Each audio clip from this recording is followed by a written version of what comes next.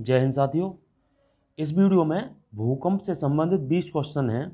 हम अपना टेस्ट लगा रहे हैं कि हमारे क्वेश्चन कितने हम सही कर पाते हैं। तो चलिए शुरू करते हैं।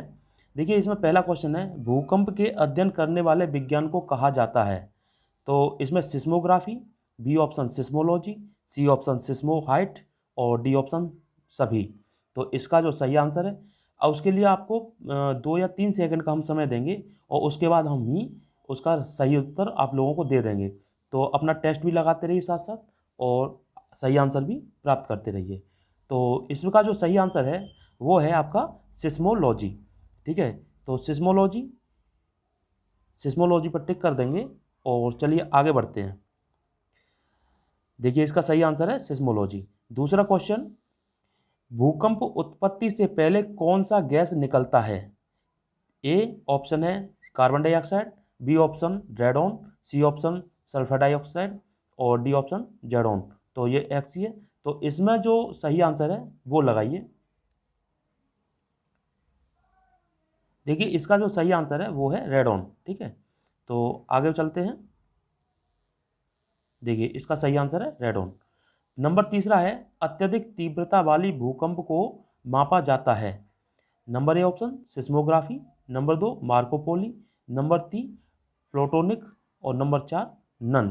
तो इसका जो सही आंसर होगा वो होगा आपका मार्कोपोली, क्योंकि सिस्मोग्राफी में तो उसका अध्ययन किया जाता है। ठीक है ना, तो इसका सही आंसर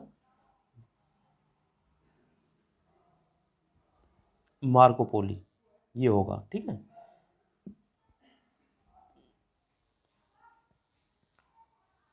अगला प्रश्न है, भूगर्भ में जिस स्थान पर भूकंपीय तरंगों की उत्पत्ति होती है उस स्थान को क्या कहा जाता है?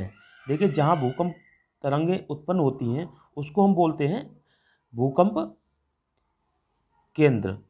ठीक है, भूकंप केंद्र। ये एक सेकंड, ये इसका जो सही आंसर होगा ये होगा। और अब इसको चेक करते हैं। ये इसका आंसर है भूकंप केंद्र। ठीक है, अगला प्रश्न है, निम्नलिखित में से कौन सी भूकंपीय तरंगें सर्वाधिक क्षति पहुंचाती हैं? तो देखिए, हमने उसमें बताया था कि ए ऑप्शन है इसमें प्राथमिक, बी ऑप्शन द्वितीयक, सी ऑप्शन दीर्घ पृष्ठीय और डी ऑप्शन है क्षितिजीय। तो इसमें जो सर्वाधिक विनाशकारी भूकंप होती हैं, विनाशकारी तरंगें होती हैं, वो होती है दीर्घ पृष्ठीय या एल तरंगें। तो इसका जो सही आंसर होगा वो सी होगा। ठीक है, तो इसका जो सही आंसर है वो है आपका सी। इसको चलो चेक करते हैं। तो आपका जो आंसर है सही आंसर वो है आपका सी। अगला प्रश्न है 6, अंतः सागरीय भूकंपों द्वारा उत्पन्न समुद्री लहरों को क्या कहा जाता है? तो अंतः सागरीय जो भूकंप की लहरें उत्पन्न लहरें होती हैं समुद्र की, उनको सुनामी कहते हैं। तो इसका जो सही आंसर हो जाएगा वो हो जाएगा बी। ये गलत है, अभी इसको ये वाला सही होगा। ठीक है, सुनामी। इसका उत्तर चेक करते हैं।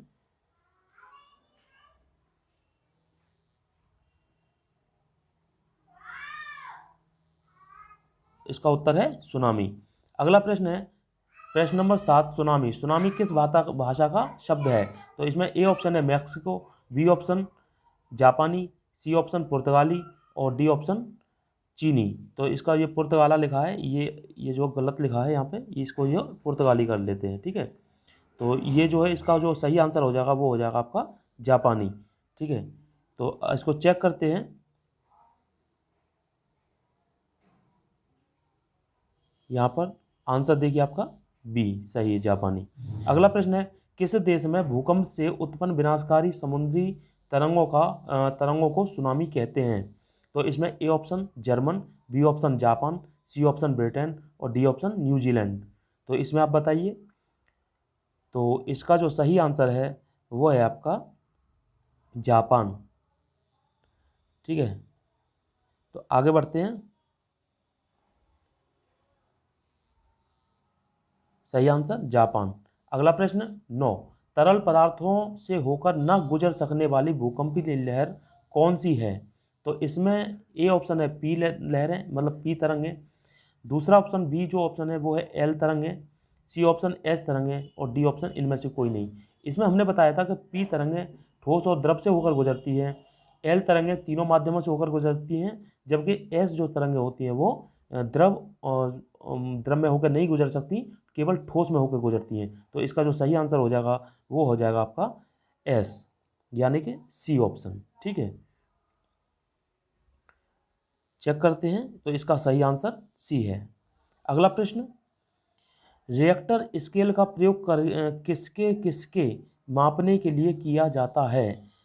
तो इसका ए ऑप्शन है वायु, बी ऑप्शन वायु का वेग, सी ऑप्शन भूकंप की तीव्रता और डी ऑप्शन तरल का घनत्व। तो इसका जो सही आंसर होगा वो होगा भूकंप की तीव्रता। तो इसको चेक करते हैं, तो आंसर हमारा बिल्कुल सही है, भूकंप की तीव्रता। अगला प्रश्न 11, किसी क्षेत्र के उन स्थानों को मिलाने वाली रेखा जहां भूकंप एक साथ अनुभव किया जाता है कहलाती है। तो जहां पर एक साथ अनुभव किया जाएगा उसको क्या कहते हैं? आइसोपिक रेखा। इसका उत्तर देखते हैं, सहभूकंप रेखा, सॉरी, इसका जो सही आंसर है वो है सहभूकंप रेखा, क्योंकि दो स्थानों को मिलाने वाली जो रेखा होती है उसको वो होता है आपका सहभूकंप रेखा। तो ये वाला सही हो जाएगा, बी ऑप्शन। ठीक है, आगे बढ़ते हैं, इसका बी ऑप्शन सही है। अगला क्वेश्चन है 12, सिस्मोग्राफी किसका विज्ञान है? तो ए नदियाँ, बी पर्वत, सी भूकंप और डी ज्वालामुखी। तो इसका जो सही आंसर होगा वो होगा भूकंप, क्योंकि सिस्मोग्राफी में हम भूकंप का अध्ययन करते हैं। अगला प्रश्न, इसका सही आंसर है भूकंप। ठीक है, 13वां प्रश्न, समभूकंप रेखा आइसोसीस्मल लाइन का आकार प्राय होता है। तो इसका जो समभूकंप लाइन जो होती है वो अनियमित होती है, अनियमित। तो इसका जो सही आंसर हो जाएगा वो हो जाएगा अनियमित। चलिए आंसर चेक करते हैं, आंसर भी इस सही है हमारा, अनियमित। अगला क्वेश्चन है, अग्निवलय सर्कल ऑफ फायर प्रशांत महासागर के उस विशाल क्षेत्र को कहते हैं जहां कुल भूकंप का आता है। तो प्रशांत महासागर में हमने बताया था कि कम से कम 70% तक जो हमारे 68-70% तक जो भूकंप आते हैं वो प्रशांत महासागर में आते हैं। तो इसका जो सही आंसर हो जाएगा वो हो जाएगा ऑप्शन ए। ठीक है, इसको चेक करते हैं क्या ये हमारा क्वेश्चन सही है। तो हमारा राइट आंसर इज राइट, तो हमारा आंसर सही है। अगला क्वेश्चन, अत्यधिक गहराई में उत्पन्न भूकंप को कहा जाता है। तो अधिकेंद्र भूकंप, नंबर बी मार्कोपोली भूकंप, सी सिस्टोमी भूकंप और डी प्लूटोनिक भूकंप। तो जो अत्यधिक गहराई में होता है, प्लेटों के कारण होता है, तो उसको प्लेटोनिक भूकंप कहते हैं। ठीक है, तो इसका जो सही आंसर हो जाएगा वो हो जाएगा डी। इसको चेक करते हैं आंसर को, तो इसका जो सही आंसर है वो होता है डी। अगला क्वेश्चन, विश्व में सबसे अधिक भूकंप आती है। तो आप लोगों को पता ही है वो जापान में आता है सबसे ज़्यादा भूकंप। तो इसका आंसर हो जाएगा जापान। रूस, अमेरिका और चीन में कम आता है। अमेरिका में तो बहुत ही कम आता है, ठीक है, नहीं, अमेरिका में आता है, चीन में कम आता है और रूस में कम आता है, लेकिन सबसे अधिक जापान में है ऑप्शन, इसमें जापान हो जाएगा। ठीक है, चलिए चेक करते हैं अपना आंसर। तो answer is right, B option सही है। 17 अगला क्वेश्चन है, विश्व में सबसे अधिक भूकंप आती है। तो सबसे अधिक भूकंप आती है, तो इसमें ए ऑप्शन है प्राथमिक तरंग, बी ऑप्शन द्वितीयक तरंग, सी ऑप्शन तृतीयक तरंग और डी ऑप्शन सही। तो जो सबसे अधिक भूकंप जो तेज गति से भागता है, स्पीड तरंग होगी, वो प्राथमिक तरंग की होती है। तो उसी से रिलेटेड प्राथमिक तरंग, इसमें ए ऑप्शन सही हो जाएगा। ठीक है, चलिए चेक करते हैं अपना आंसर। तो इसका जो आंसर है वो प्राथमिक तरंग बिल्कुल सही है। अगला क्वेश्चन है, भारत में सबसे अधिक भूकंप आती है। नंबर ए हिमालय क्षेत्र, नंबर बी विंध्याचल क्षेत्र, नंबर सी पूर्वी घाट और नंबर डी पश्चिमी घाट। तो इसमें आपको पता है कि हिमालय का जो क्षेत्र है वो भूकंप से है, क्योंकि उत्तराखंड में सबसे ज़्यादा भूकंप आते हैं, तो वहाँ से ये हिमालय हमारा सही होना चाहिए। तो इसका जो होगा हम हिमालय पर टिक करेंगे और इस आंसर को चेक करेंगे क्या ये क्वेश्चन हमारा सही है कि नहीं। तो हमारा आंसर सही है। अगला क्वेश्चन है, भूकंप उत्पत्ति का सही कारण है। नंबर ए प्लेट का असंतुलन होना, बी पृथ्वी में दरार होना, सी नदी पर बड़ा बड़ा बांध होना और डी सभी। तो हमें लगता है कि ये प्लेटों का असंतुलन भी सही है और पृथ्वी में दरार होना ये भी सही है, नदी पर बड़ा बड़ा बांध हो ये भी सही है। तो इसका मतलब ये चारों के चारों सही हैं। तो ये हमारा इसमें जो आंसर होगा वो डी हो जाएगा सही, सभी जो है। ठीक है, अगला अगला क्वेश्चन, पृथ्वी के सतह पर भूकंप के केंद्र के ठीक ऊपर के बिंदु को क्या कहा जाता है? तो इस जो पृथ्वी भूकंप केंद्र से टॉप पर बिंदु होता है पृथ्वी की सतह पर, उसको बोलते हैं हम अधिकेंद्र, लेकिन अधिकेंद्र को उत्केंद्र भी बोलते हैं। तो इसका आंसर जो होता है वो आपका सी आ जाएगा। मूल केंद्र आपका वो होगा जिस बिंदु से भूकंप निकलेगा, उसको भूकंप का केंद्र बोलते हैं। ठीक है, तो इसका आंसर उत्केंद्र हो जाएगा। इसको चेक करते हैं क्या ये हमारा आंसर सही है। तो ये आंसर इज करेक्ट।